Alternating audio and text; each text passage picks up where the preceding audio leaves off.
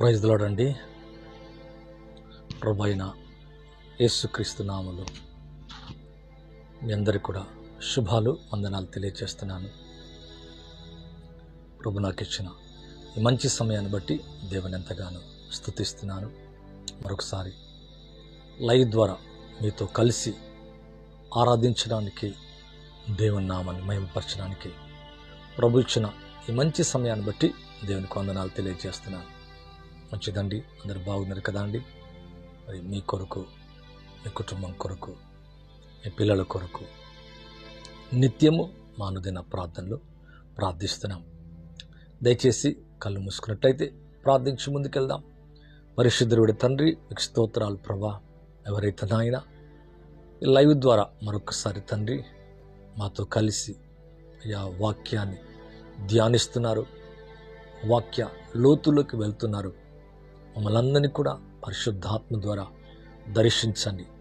మా ఆత్మలో బలాన్ని, మా మనసులో నెమ్మదిని, మా శరీరాల్లో చక్కటి ఆరోగ్యాన్ని దయచేయండి. అలాగే వీక్షిస్తున్న ప్రతి వారి జీవితంలో గొప్ప కార్యములు జరిగిస్తున్నందుకు వందనాలు. కొంతమంది అనారోగ్యంతో బాధపడుతూ ఈ లైవ్ని వీక్షిస్తున్నారు. అలాగే నాయన అనేక సమస్యలతో కృంగిపోతున్నారు. జవాబు రానటువంటి వాటికి యేసుక్రీస్తు నామములో జవాబు కలగచేయండి. శాంతి సమాధానాలతో నింపి నడిపించండి. అన్నిటికంటే ముఖ్యంగా మీరు రాక అతి సమీపంగా ఉంటున్న అనేక గుర్తులను మేము చూస్తుండగా మేలుకొల్పబడి మెలకువ కలిగి ఇంకా మరి ఎక్కువగా ప్రార్థనలో, ఆత్మీయతలో, దేవుని సన్నిధిలో గడపడానికి సాయం చేయండి. నాయన మీ సన్నిధిలో ఎంత ఎక్కువగా గడుపుతామో అయ్యా మా జీవితాలకు అంత ఆశీర్వాదకరంగా ఉంటాయి. నాయన అయ్యా మీ సన్నిధిలో, మీ వాక్యములు, మీ ధ్యానములో, మీ అభిషేకములో, మీ పాద సన్నిధిలో మేమందరము కూర్చొని ధ్యానిస్తుండగా, వాక్యాన్ని తలపోయిచుండగా బలమైన మీ కార్యాలు జరిగించండి తండ్రి. ఇంతవరకు కాచి కాపాడి సజీవంగా ఉంచి ఆరోగ్యం ఇచ్చిన ఆయన అనేకమైన మేలు చేస్తూ, ఉపకారాలు చేస్తూ, మా ఆత్మను, శరీరమును, మా మనసులను తృప్తిపరుస్తూ నెమ్మదిని, సమాధానమిస్తున్న ప్రతి కుటుంబాన్ని బట్టి వందనాలు. వారి వారి జీవితంలో బలమైన కార్యాలు జరిగించండి. ఇప్పుడే రోగులైన వారి మీద మీ యొక్క హస్తము చాపండి. మీ గాయపడిన హస్తాలు తాకబండుగాక. పరిశుద్ధాత్మ చేత తాకండి, నింపండి నాయన. ఎక్కడ ఉన్నా, ఏ స్థలములో ఉన్నా, ఏ ప్రదేశం నుండి లైవ్ చూస్తున్నా తండ్రి, చూస్తున్న ఈ సమయంలోనే గ్రేట్ మిరకల్స్ నైనా, అద్భుతాలు జరుగునుగాక. వింటున్న వారి జీవితంలో మేలు పొందుటకు సాయం చేయండి. మరి లేమి, దారిద్ర్యం, దరిద్రం, పేదరికం, వ్యాధి, బలహీనతలు నజరేయుడగు యేసు క్రీస్తు నామములో తొలగిపోమని ఆజ్ఞాపిస్తున్నాం.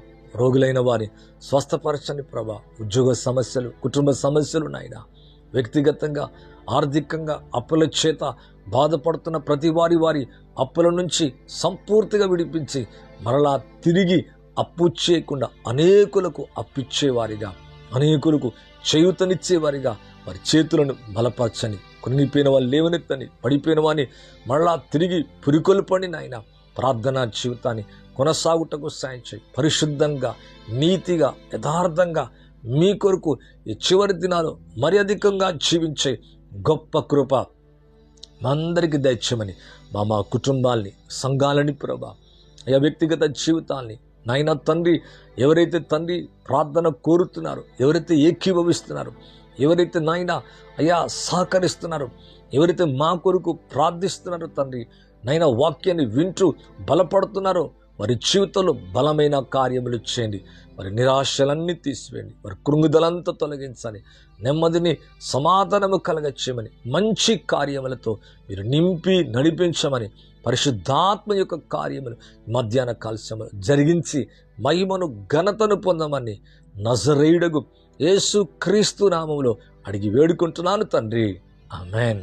థ్యాంక్ యూ అండి. మంచిది. మరొకసారి ప్రభు నాకు ఇచ్చిన ఈ మంచి సమయాన్ని బట్టి వందనాలు. అనేకసారి మరి లైవ్లోకి రావడానికి ప్రభు ఎంతగానో కృప చూపుతున్నాడు. కొన్ని దినాలు రాలేకపోయాం, ఇప్పుడు మరలా తిరిగి రావడానికి ఎంతగానో సాయం చేస్తున్నాడు. అందరి బట్టి దేవునికి వందనాలండి. బలమైన వర్తమానాలు మీరు వినాలని కోరుకుంటున్నాం. ఆదరించబడండి, ధైర్యపరచబడండి. వేరే వారికి మరి షేర్ చేయండి, లైక్ చేయండి.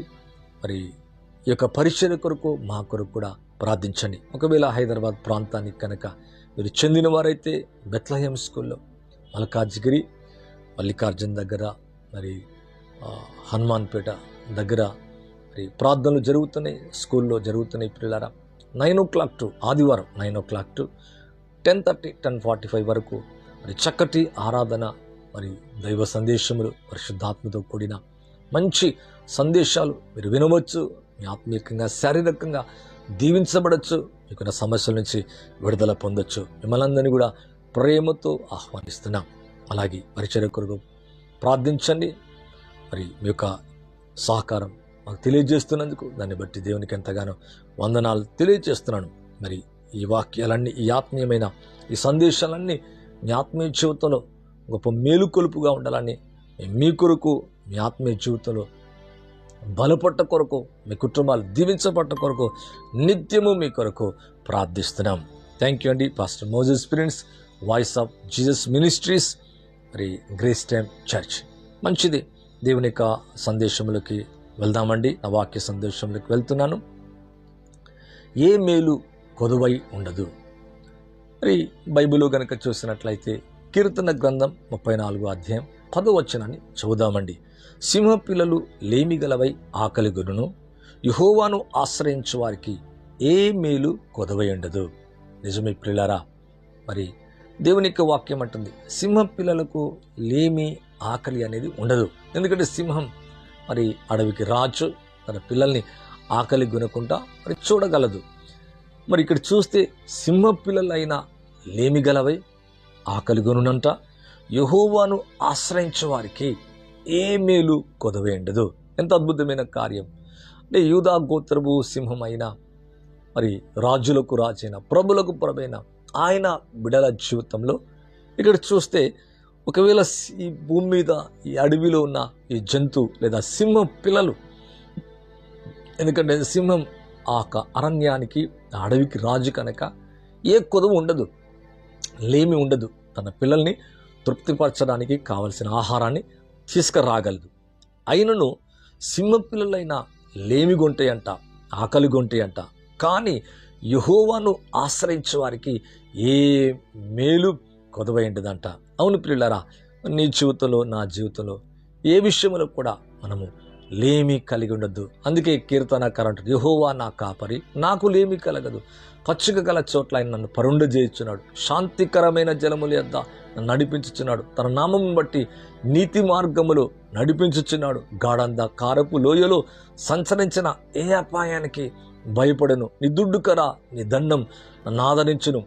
మరి ఇక్కడ చూస్తే, నూనెతో నా తల అంటినావు, నా గిన్నె నిండి పొల్లుచున్నది, కృపాక్షేమములే నా వెంట వచ్చునని దేవుని కాపరిగా చేసుకొని నా జీవితంలో లేమి లేదని మరి దావీదు అంటున్నాడు. అంటే నీ జీవితంలో లేమి, కొదవ అనేది లేకుండా ఉండాలనేది దేవుని ఉద్దేశం. అందుకే ఇక్కడ చెప్తున్నాడు, సింహ పిల్లలైన లేమి గలవై ఆకలి కొంటే అంట.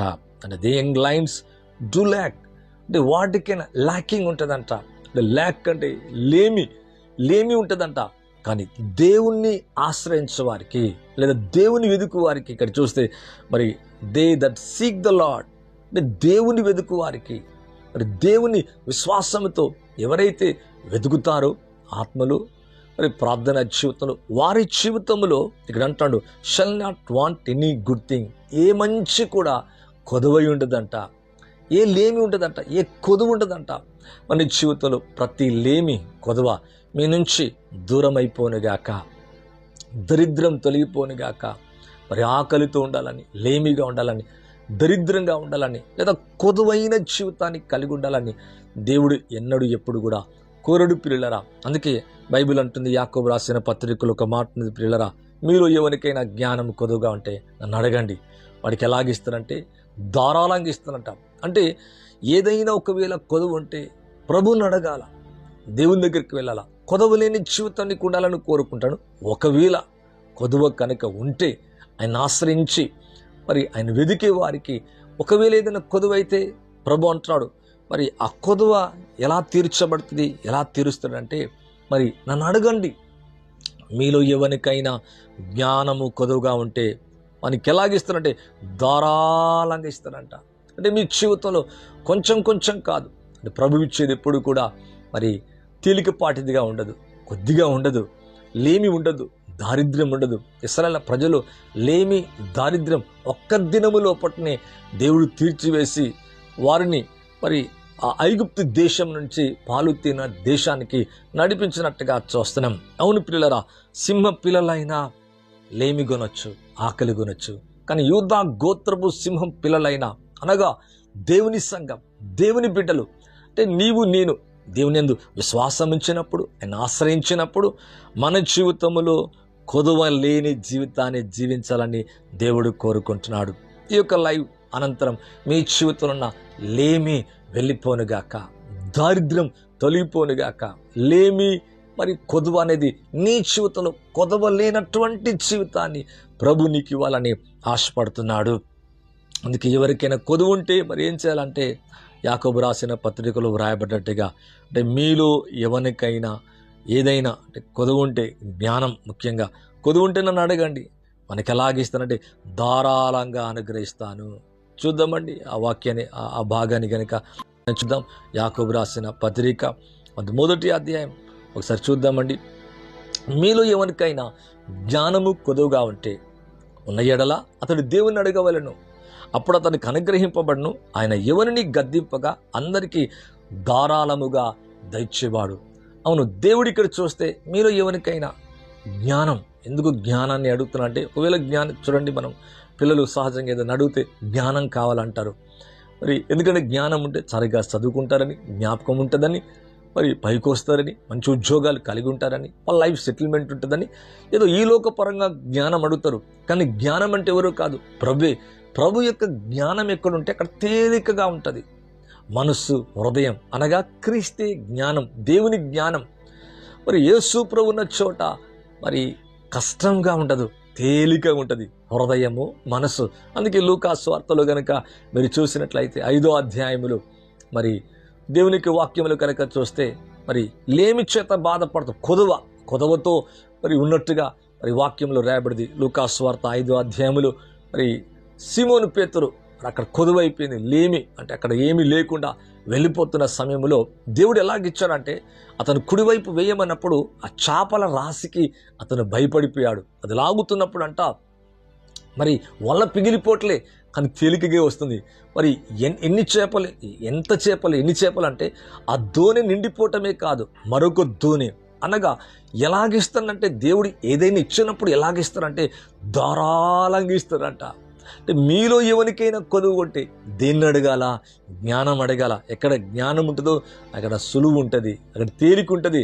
రాత్రి ప్రయాసపడ్డాడు, సులువు లేదు, తేలిక లేదు. ఉదయకాలం వచ్చేటప్పుడు ఏసే క్రీస్తు, యేసుప్రభువే జ్ఞానం, క్రీస్తే జ్ఞానం.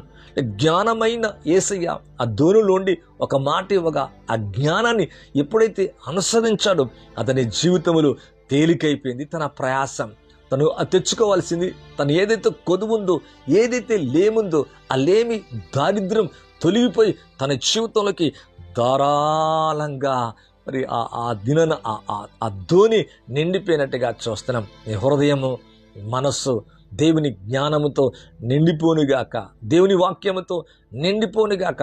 ఎవరికైనా ఒకవేళ ఏదైనా కొదువు ఉంటే, ముఖ్యంగా జ్ఞానము కొదువు ఉంటే అడగమంటున్నాడు. అడిగినప్పుడు దేవుడు ఎలాగిస్తాడంట, ఎవరిని గద్దించక. ఇందులో ఏ భేదం లేదు. మరి జ్ఞానము ఉంటే నువ్వు అంటే జ్ఞానము లేదంటే నువ్వు అడిగినప్పుడు దేవుడు ఎలాగిస్తాడంటే, అతన్ని గద్దించక మరి అందరికీ ధారాళముగా దయచేవాడు. అంటే దేవుడు ఎలాగిస్తాడంట, జ్ఞానాన్ని ఎలాగిస్తాడంటే ధారాళంగా ఇస్తాడంట. మీలో ఉన్న కొదువను దేవుడు ఎలా తీరుస్తున్నాడంటే ధారాళంగా అంట. మరి ఈ వాక్యాన్ని వింటున్న మీ జీవితంలో ఉన్న ప్రతి లేమి, ప్రతి దారిద్ర్యం, పేదరికం, ఇంకొక విధంగా చెప్పాలంటే ఏదైతే నీ జీవితంలో కొదువు ఉందో ఆ కొదువలన్నీ దేవుడు తీర్చునుగాక, నీ జీవితం నుంచి తొలగిపోనుగాక.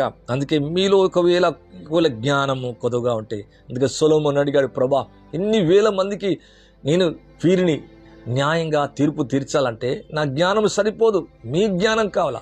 ఈ లోక జ్ఞానం కాదు. ఈ లోక జ్ఞానములు సులువు ఉండదు. ఈ లోక జ్ఞానములు ఒకవేళ పేరుకు జ్ఞానవంతులుగా ఉండొచ్చు, చదువుకున్న వారిగా ఉండొచ్చు, గొప్పవారిగా కనబడొచ్చు. కానీ దేవుని జ్ఞానం అయితే దేవుడే ఇస్తే వారి జీవితం ఎలాగుంటుంది. అందుకే సొలొమోను యొక్క రాజరికం లేదా సొలొమోను ఏలిన విధానం, అతను కట్టిన కట్టడలు, అతను కలిగిన వస్తువులు, అతను కలిగిన సంపద డిఫరెంట్గా ఉంది. ఎవరిచ్చారు ఈ జ్ఞానం? దేవుడిచ్చాడు. అందుకే దేవుడి నుంచి వచ్చే జ్ఞానం కావాలి. మనుషుల నుంచి, చదువుల నుంచి, లోక ఇన్ఫర్మేషన్ నుంచి, లేదా ఈ లోక విషయాల నుంచి వచ్చే జ్ఞానం ఒకవేళ అది తాత్కాలికం, అది ఒక దినాన మరి మరుగైపోతుంది, కనుమరుగైపోతుంది. కానీ దేవుడిచ్చు జ్ఞానం, దేవుడు ఎవరైనా అడిగితే, మరి దేవుని గనుక అడిగితే, దేవునిపై ఆధారపడితే నీ చదువులు, నీ వ్యక్తిగత జీవితం, నీ ఆత్మీయ జీవితం అన్నీ తేలిక సులువైపోతుంది. అదే అడుగుతున్నాడు ప్రభా. ఎలాగ చేపలు పట్టాలో నాకు అర్థం కావట్లేదు. చేపలు పట్టడానికి చాలా ఎక్స్పర్ట్స్ పర్సన్, మంచి జ్ఞానవంతుడే, మరి పట్టగలడు. కానీ అయ్యా నా వల్ల కాట్లే, రాత్రంతా ప్రయాసపడ్డాను. లూకాసు సువార్త 5వ అధ్యాయం మీరు చదివితే, మొదటి నుంచి చదివితే, రాత్రంతా ప్రయాసపడ్డాను, ఏమీ దొరకలేదు, ఏమి కాలే. అయితే నీ మాట చెప్పున, నీ జ్ఞానం చెప్పున, నీ వర్డ్ చెప్పున, నీ యొక్క నోటిలోంచి వచ్చే మాట చెప్పున, నీ యొక్క విజ్డాన్ని బట్టి నేను సెర్చ్ చేస్తా, నేను వెతుకుతా, నేను వేస్తానప్పుడు నిజమే దేవుని జ్ఞానములు ఎప్పుడైతే నడిచాడో అతనికి కావలసిన దానికంటే మించిపోయి పొందుతున్నట్టుగా చూస్తున్నాం. ధారాళంగా అంటే వల లాగుతూ ఉంటే ఆ రాశికి భయపడిపోయినట్టుగా చూస్తున్నాం. 2 దోణలు నిండిపోయినాయి. తన దోణ నిండిపోవటం కాదు, తన ధోని మరొక ధోని నిండిపోయినట్టుగా చూస్తున్నాం. అలాగే మీ జీవితంలో దేవుడిచ్చు జ్ఞానం మన జీవితానికి ఎంతో ఆశీర్వాదం, ఎంతో నెమ్మదిస్తుంది, సులువుగా చేస్తుంది. మన పనులను, లోక విషయాల పనులను కూడా, అన్ని విషయాలకు కూడా ఈ జ్ఞానం రక్షిస్తుంది. అందుకే సొలొమోను చాలా తెలివిగా దేవుడిచ్చే జ్ఞానాన్ని అడిగాడు. అలాగే మీరు కూడా దేవుణ్ణి అడిగినప్పుడు యెహోవా యందు భయభక్తులు కలిగి ఉంటే అను జ్ఞానానికి మూలమంట. మీలో ఎవరికైనా జ్ఞానం కొద్దుగా ఉంటే అను అడగమంటున్నాడు. అప్పుడు అతనికి ఎలాగంటే ధారాళముగా, ఎవరిని గద్దించక, దేవునికి ఎవరిని గద్దించనట, ఎనీబడి, ఎవరిని కూడా అంట. ఇక్కడ అంటాడు, if any of you lakh wisdom let him ask of God that giveth to all men liberally. అంటే ఎలాగుందంటే దేవుని నుంచి వచ్చేది ఎప్పుడు ఎలాగుంటుందంటే కొంచెం కొంచెంగా ఉండదు, ధారాళంగా అంట. దేవుడు నీ మనసులో, నీ హృదయములో ధారాళపు జ్ఞానముతో నింపునుగాక. అవును, ఎవరిని గద్దించగా ధారాళంగా అనుగ్రహించును. అటువంటి జ్ఞానముతో నీవు, నీ కుటుంబం, నీ పిల్లలు నింపబడునుగాక. అవును, ఎక్కడ జ్ఞానం ఉంటే అక్కడ దేవునికి వాక్యం అంటుంది ఏ కొదవై ఉండదు, ఏ మేలు కొదవై ఉండదు. పిల్లరా, కీర్తన గ్రంథం 84వ అధ్యాయము 11వ వచనాన్ని చూద్దామండి.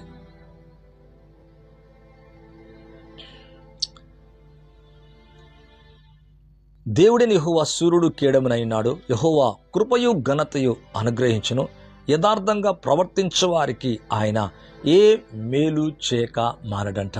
ఇక్కడ చూస్తే మరి దేవుడు సూర్యుడును కేడమునైనాడు, యెహోవా కృపయు ఘనతయు అనుగ్రహించును, యథార్థంగా ప్రవర్తించే వారికి. దేవునికి వాక్యం అంటుంది యథార్థంగా ప్రవర్తిస్తే మరి అటువంటి వారికి ఏంటంట, ఏ మేలు చేయక మానడంట. అంటే నీ జీవితంలో ఏ మేలు కొదవై ఉండదు, ఏ మేలు చేయక మానడు. అయితే మన జీవితంలో ఎప్పుడైతే యథార్థను తొలుగుతామో మేలు మనకు కొదవైతాయి. అయితే ఎప్పుడైతే మనం యథార్థంగా జీవిస్తామో మన జీవితంలో ఏ మేలు చేయక మానడు. ఈ లైవ్ చూస్తున్న మీ జీవితంలో దేవుని యొక్క బలమైన కార్యాలు జరుగునుగాక. ఏ విషయంలో కూడా ఆత్మీయకంగా, శారీరకంగా, ఒకవేళ నీ జీవితంలో ప్రార్థన కొదవైపోయిందా, వాక్యాన్ని వినటంలో మరి సరిగా లేవా, లేదా ఆత్మీయతలో మరి నీ జీవితంలో ఆత్మీయంగా కొదువైన జీవితాన్ని జీవిస్తున్నావా? అయితే ఇక్కడ అంటున్నాడు ఏ మేలు యథార్థంగా ప్రవర్తించే వారికి ఏ మేలు కూడా కొదవ చేయడంట. ఈ లైవ్ చూస్తున్న మీ జీవితంలో, మీ ఇంటిలో కానీ, కుటుంబంలో కానీ, ఎటువంటి విషయంలో కూడా ఏదైతే కొదవ ఉందో ఆ కొరతలన్నీ, ఆ కొదవలన్నీ దేవుడు తీర్చగలడు. పిల్లరా,